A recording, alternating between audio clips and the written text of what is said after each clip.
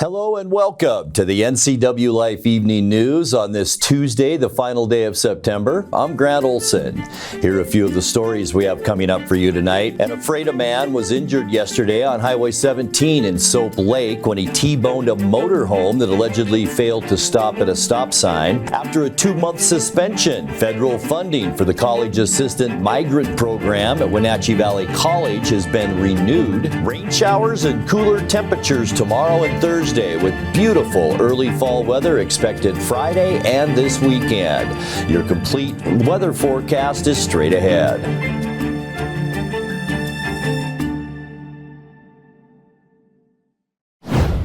An East Wenatchee man was arrested by a police tactical team on Saturday after an 8-year-old child reported an alleged domestic assault. 36-year-old Sergio Ismael Valdez faces possible criminal charges after East Wenatchee police were called to a home in the 1300 block of Clement Circle about 2 p.m. Police say the child ran to a neighbor's house to seek help after witnessing an assault against her mother. When police arrived, the family was able to exit the house, but Valdez allegedly ran back inside and refused to come out. The East Cascade SWAT team surrounded the residence and used gas to force the man outside before arresting him. Valdez was under a court order not to contact the alleged victim. He remained held in the Chelan County Jail today, but has not yet been charged in Douglas County Court. An Ephrata man was injured yesterday on Highway 17 in Soap Lake when he T-boned a motorhome that allegedly failed to stop at a stop sign. The Washington State Patrol says it was nearly 4 p.m. when the southbound 2007 Imperial motorhome failed to stop and was struck by an eastbound 1996 Chevy Geotrack. Both vehicles were totaled. The driver of the motorhome, 71-year-old Cody T. Johnson of Soap Lake, was uninjured. The driver of the Chevy, 43-year-old Danny D. Rhodes of Ephrata, was transported to Cadlick Regional Medical Center in Richland for treatment of his injuries. His 17-year-old passenger was unhurt. Grant County firefighters were called out in force on Monday for an above-ground diesel storage tank in flames on a farm property near George. The sheriff's office says Grant County Fire District 3 was the lead agency, supported by 3 other departments. The fire was reported shortly after noon and involved a 4,000-gallon tank in the 3500 block of Adams Road South. Firefighters applied chemical foam, which helped bring the fire under control by about 2 p.m. The sheriff's office says the nearby farm residents and outbuildings were not damaged in the incident. Wenatchee Valley ambassadors in the Misawa Sister City program arrived in Japan this week, starting their tour in Tokyo and surrounding cities. The delegation this year includes East Wenatchee Mayor Gerald Crawford and Wenatchee City Council members Travis Hornby and Top Roganastian, as well as youth ambassadors from local schools. The Sister City relationship with Misawa sends an exchange of delegates each year.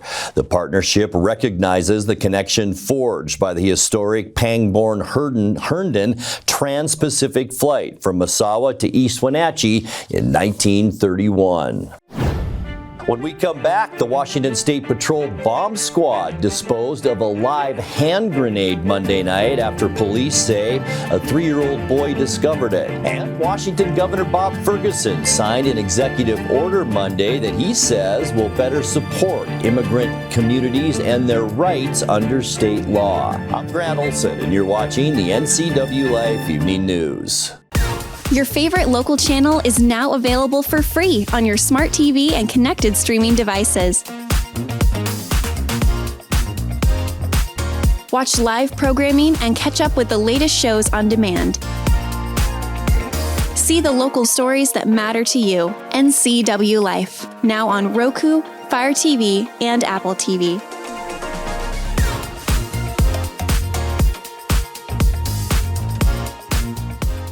Welcome to Mountain Chick Floral, your go-to flower and plant shop in downtown Wenatchee. Explore their wide variety of unusual and fun plants.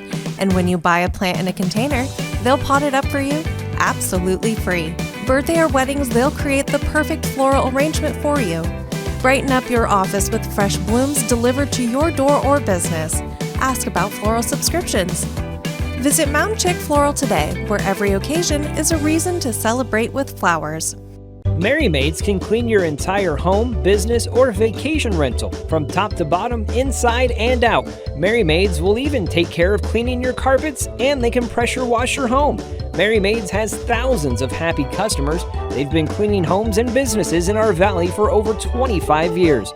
Check out their glowing reviews at merrymaidesofwenatchee.com and call the cleaning experts, Merry Maids, to get your free estimate. Your satisfaction is guaranteed, so relax. It's done. Hi, I'm Amanda Walden with A. Walden Insurance Group. Medicare can be overwhelming, but you don't have to figure it out alone. I've been helping people understand their Medicare options for over a decade. Medicare isn't a one-size-fits-all. I'll help you understand your coverage options so you can feel confident in your decisions. Let's find the right Medicare plan for you. Call me today or come and see me at my office located on South Chelan Avenue in Wenatchee between the YMCA and the Social Security office. I look forward to meeting you soon. The Washington State Patrol bomb squad disposed of a live hand grenade Monday night after police say a 3-year-old boy discovered it. The Grant County Sheriff's Office says the boy found the grenade in his family's front yard in the 600 block of Willard Street in Heartline. The bomb squad determined the grenade was live and took it to a rural area north of town to dispose of it. Authorities say the grenade was of a type used during the Second World War and had been exposed to the elements for some time. It's unknown to the sheriff's office how the grenade ended up in the family's front yard and the amount of time it had been there. After a 2-month suspension, federal funding for the College Assistant Migrant Program at Wenatchee Valley College has been renewed. The college says funds were renewed in mid-September following a notification from the U.S. Department of Education. In July, the college suspended the program due to a delay in federal funding, which they say was supposed to arrive on July 1st. The program supports students from migrant and seasonal farm worker families and was supposed to be fully funded through 2029 with a $2.4 million grant. Since launching in 2009, the program has helped more than 850 students and was on track to serve 225 more from 2024 to 2029. Washington Governor Bob Ferguson signed an executive order Monday that he says will better support immigrant communities and their rights under state law. Executive Order 2509 creates an immigration sub-cabinet designed to coordinate efforts between state agencies. The move is a reaction to President Donald Trump's efforts to ramp up immigration enforcement, detention, and deportations around the country. Washington has multiple laws and policies in place that prevent law enforcement from cooperating with federal immigration enforcement, including the Keep Washington Working Act. Ferguson says after finishing an out-of-state vacation next week, he'll be traveling for meetings in Washington, D.C. Coming up next in tonight's feature story, we will bring you Jefferson Robbins' interview with the new Douglas County Chief Prosecutor, Sean Patrick Lewis. Expect some scattered showers around the area the next couple of days with much nicer weather ahead this weekend. I'll have your local weather details coming up, as well as Eric Granstrom with all the day's sports as the NCWLIFE Evening News continues right after the break. Your favorite local channel is now available for free on your smart TV and connected streaming devices. Watch live programming and catch up with the latest shows on demand. See the local stories that matter to you. NCWLIFE, now on Roku, Fire TV, and Apple TV.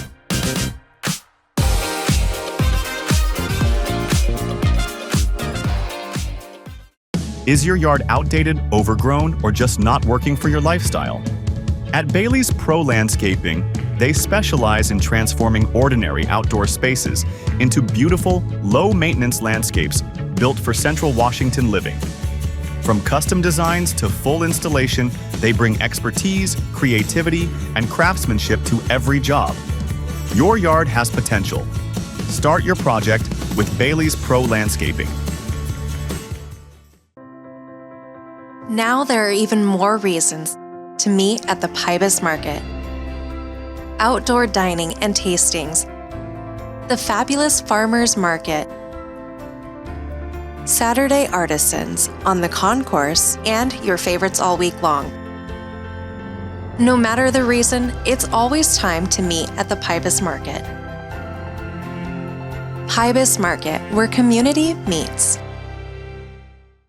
Caught in a conflict? Family? Workplace? Neighbor? Business? Housing disputes? Wenatchee Valley Dispute Resolution Center provides mediation services, a cost-effective and efficient way to provide a written resolution to disputes and issues. Plus, we offer mediation training and community education on conflict resolution and communication skills. Contact us to learn more. Gordon Edgar retired at the end of June as Douglas County's chief prosecuting attorney. He'd held that office for 6 years. In July, Douglas County Commissioners appointed Edgar's replacement. Sean Patrick Lewis is a longtime civil attorney who most recently worked for Chelan County and for the city of East Wenatchee. In tonight's feature story, Lewis joined NCWLIFE Jefferson Robinson recently for an interview. He took over the Douglas County office on July 14th. Prior to that, I had been with Chelan County for a year under Mr. Robert Sealby, who's the prosecuting attorney for Chelan County, and then prior to that, I was with East Wenatchee for 5 years doing prosecution and other activities over there. I've been an attorney for more than 20 years in different forms of law, but mostly civil law in the patent side. So I did everything mostly on the federal level, and that involved everything from litigation activities to preparing, processing patent applications and such. And so up until about 6 years ago, you were mostly doing that legal work from California. California, and I actually did some from Idaho as well. Prior to coming here, I was in Idaho. And what brought you to the Wenatchee Valley? We have family all over the state, and so Wenatchee's right in the middle, so it makes it easier to get around. We also have a very high affinity towards travel and things like that, and so we're close to Idaho. Idaho is a very wonderful place, as are other places in Washington, and so it just seemed centrally located was the right thing to do. What led you to seek out, because it was an application process, you sought out the office of Douglas County Prosecutor, you asked the commissioners for the appointment. What led you to make that career decision? Well, I had been interfacing with the Douglas County Prosecuting Attorney's Office for quite some time because I know many people in the legal community around this area. And of course I knew Mr. Sealby, I knew Mr. Edgar, and many of their various staffs, and I'm very much interested in the subject matter. I got involved with a little bit of knowing about what the offices do, and I felt that I had something to contribute. And a lot of the things I bring to the table, I have a fresh perspective on. So I'm the outsider that's coming in, and so I have a fresh perspective that perhaps I can add different viewpoints to the conversation and perhaps enhance things a little bit that way. I also have a very analytical perspective, and so I kind of felt that that would benefit the office a little bit. Not that there wasn't analytical perspective in the past, I just bring a different approach. Tell us about the prosecutor's office. I mean, from my perspective in the media, oftentimes we show up in court when there's a big criminal case. Sure. And there's a prosecutor or deputy prosecutor there leading that case on behalf of the state. But that's not all that the prosecutor's office does at the county level. That's correct. At the county level, the prosecuting attorney's office is essentially the county attorney. So they do everything. They provide legal advice to all department heads, the auditor, the assessor, etc., the treasurer, everybody within the county. We also provide legal advice to the Board of County Commissioners, Human Resources, all that stuff. And so Of course, I'm essentially pointing out the things that people don't generally know about the office. We obviously have a big presence in the courts, as you had said. And so we have teams in various areas. We have prosecutors. We have victim witness people that help ensure that victims are heard and managed through the process carefully and comfortably. We have of course, paralegals and administrators who help us prepare documents and file folders and things like that, and help us in many, many different ways. And you will have deputy prosecutors not just at the Superior Court level where things like felony cases or major civil cases are heard. You're also working in district court. Sure. District court as well as the juvenile courts that people don't generally know much about. The juvenile courts actually operate under the Superior Court, but that's typically, so there's adult felony and then there's juvenile court, which could become kind of a hybrid between district court and, it's operated under the Superior Court, but they might commit misdemeanors as well. And so those are adjudicated there as well. And district court, as you can tell, is DUIs, assaults, things like that, the lower level crimes, if you will. Time now to take a look at your North Central Washington weather forecast. Hope you had a great Tuesday. Boy, it was nice to go outside and breathe again, wasn't it? Much better air today.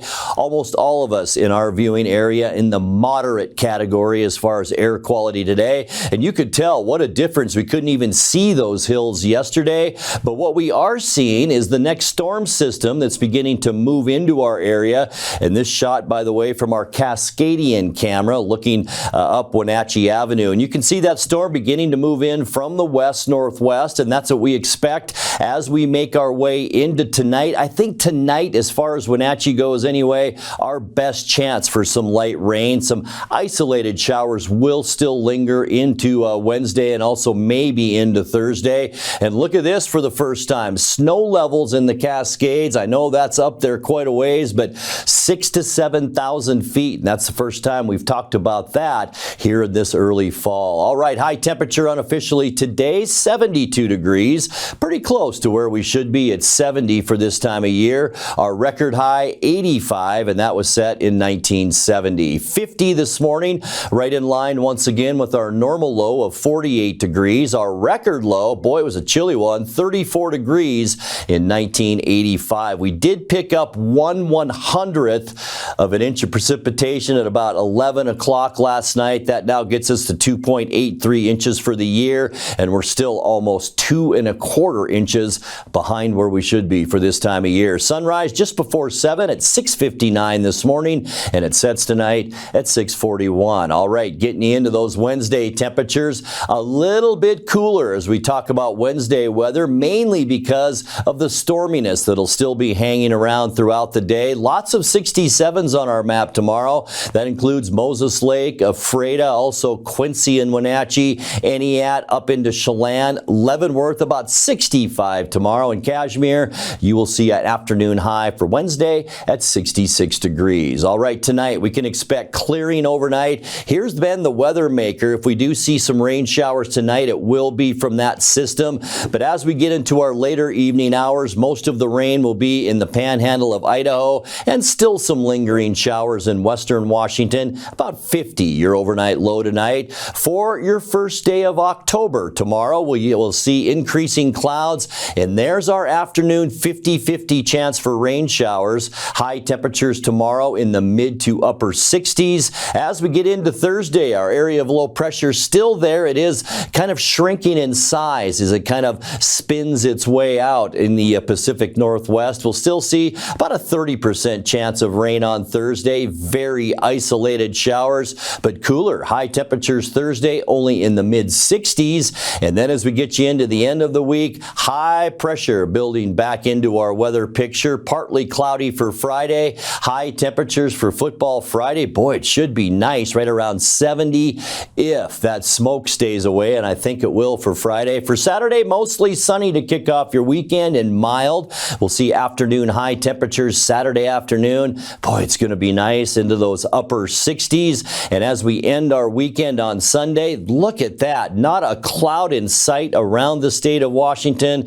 We'll see pretty seasonal temperatures with sunny skies Sunday, highs in the upper 60s. And then as we kick off our next work week on Monday, more of the same. Sunny and still nice. Boy, lots of clear skies once again. Not only Washington, Montana, and all parts south in the western U.S. High temperatures on Monday, right around 70 degrees. All right, your 7-day forecast, 51 overnight tonight, and then a couple of rainy days. Remember, we do have a 60% chance of rain overnight tonight, 50% chance of afternoon showers tomorrow. Same goes for Thursday at 30%. Only 65 are high on Thursday, and then we warm back up Friday and Saturday into more seasonal readings in the upper 60s. And look at that beautiful weather for Sunday and Monday. Sunny skies both days with high temperatures near 70. And that's a look at your North Central Washington weather forecast. Coming up next, tonight's sports report with Eric Granstrom and more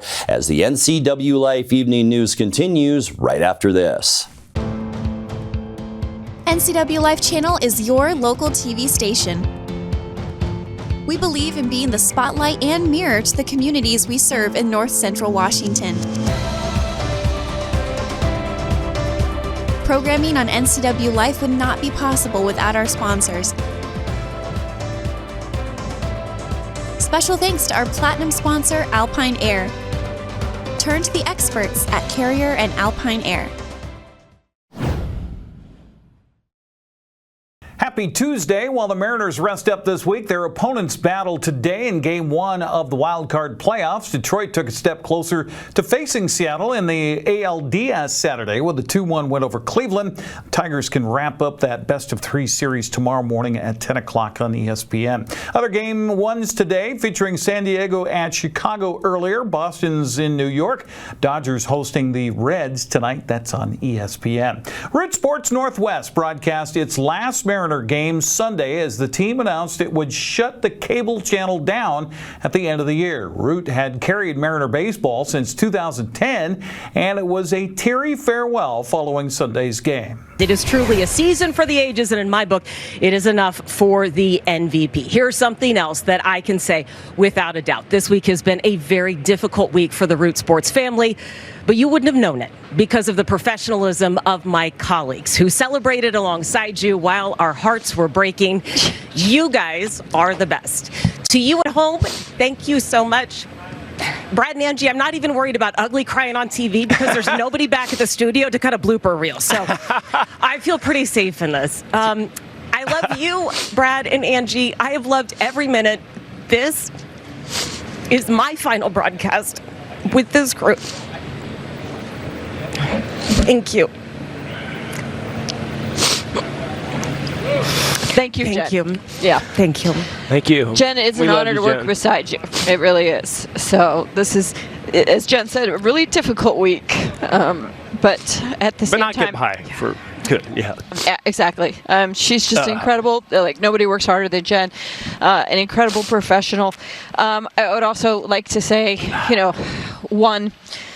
John Bradford, thank you so much for everything you've done for not only my career, but just so many other people's career, no doubt about it. Yeah, making me uncomfortable. And stop playing golf at 6:30 in the morning. We play more golf together. We're not going to get up at 6:30 and play. So Stop if you want to play, 11. Stop okay? it. A reasonable hour, Sean. Okay? Yeah. But just making people feel uncomfortable, pushing them to their edges, making them better. That's what he always did. Bill Kruger, he has just been so incredible throughout the years. Dave Valley. Nick, who has been my photographer, behind the camera for so many years at the Ford Sports desk. Spent more time with him than my family and you, Brad. Yeah. I mean, Brad, I met Brad before I met my husband, before I had the kids. Yeah. And so this is an honor having this last show with you, my friend. Appreciate you, of course. I echo all that Angie said. And, we have a statement. I'm going to try to read. You might have to. Okay. I'll start. How's that? Please. Okay. Today, folks, it ends an era for Root Sports televising Mariners baseball. We know that change started this season behind the scenes and takes over next year. We want to thank everyone who worked on these broadcasts through the years and those at our office who contributed behind the scenes to support them and make them a success. Yeah, the broadcast is going to be in good hands next year, carrying on the Roots Sports legacy. We thank you, the fans, so much for watching over the years. Here's a look back at a memorable season that we hope ends with a World Series. Word has it that Angie Mentink, Brad Adam, and Ryan Roland Smith will continue on the broadcast under the MLB direction as either Mariner employees or contract workers. Jen Mueller will not be returning, but staying in the Northwest, focusing on her work with the Seahawks and continuing her business with speaking engagements. Well, the Seahawks, speaking of, are preparing to host Tampa Bay Sunday at Lumen Field. Seattle has had a mini bye this week after playing last Thursday against Arizona. Coach Mike McDonald says it's given he and his staff a chance to self-scout. I think we're in a cool spot because we figured out a way to win games, and we also feel like we have a lot of room for growth, and I think the guys feel the same way. So there's urgency there to go keep attacking, keep figuring out ways to get better, improve on the things and the mentality that we have throughout games, and yeah, it's exciting. It's exciting to have room for growth and also have some wins in the win column. Seattle and Tampa Bay are supposed to kick off at 1:05 on Sunday on CBS. The game time might be moved, however, to accommodate traffic with a Mariner playoff game happening next door at T-Mobile Park.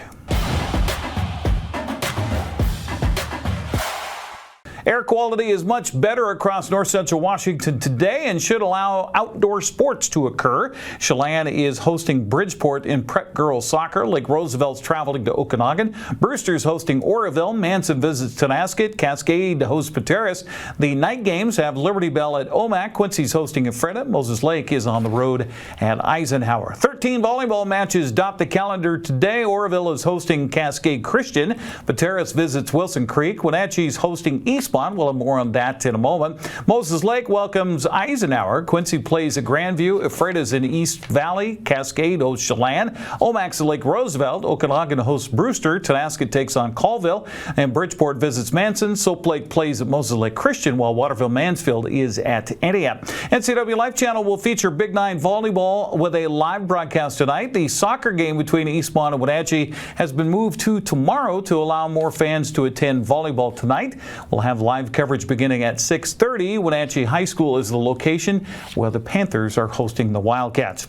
Well, after starting the WHL season with just 2 games in 2 weeks, the pace quickens quite a bit for the Wenatchee Wild this weekend. Wenatchee's set to host Victoria Friday, travel to Tri-City Saturday, and be back home against Penticton on Sunday. Voice of the Wild, Austin Drade, visited with Dan Coots this morning on Wake Up Wenatchee Valley, saying this week's preparation is all about the Wild. Certainly this week, when you got 3 different teams to prepare for, you got to focus on what you're doing and do your job properly. You talk about Victoria, and it's a team that we know can score. They put up 9 the other night, I think, on Vancouver. So the power play has been really good for Victoria early on. You talk about Tri-City. Xavier Wendt has been really holding down the fort for them in net. And you have to remember they haven't played a home game yet. That's right. So they'll get the home crowd behind them on Saturday. And you look at Penticton on Sunday. They get off to a good start. They've got some good scoring with Jacob Kwasnika. They've got Rails, who's an outstanding goaltender, a young goaltender coming up for them. So Penticton, Fred Harbinson is going to have his team ready to go. He always does. We've seen that from Penticton for years when we were in the BCHL. And the staff, for the most part, is the same up there. The leadership is the same. So you're going to expect to see the same thing from Penticton, as best as they can with the guys that they have in place. Tickets for Friday and Sunday can be purchased online at WenatcheeWildHockey.com. That's a look at sports news. I'm Eric Granstrom. Have a happy Tuesday. And that will do it for this Tuesday edition of the NCWLIFE Evening News. Remember, our channel is available on Roku, Fire TV, and Apple TV. You can email us with news tips anytime at news@ncwlife.com or give us a call at 888-6295. I'm Grant Olson. Thanks so much for being with us, and have a great night.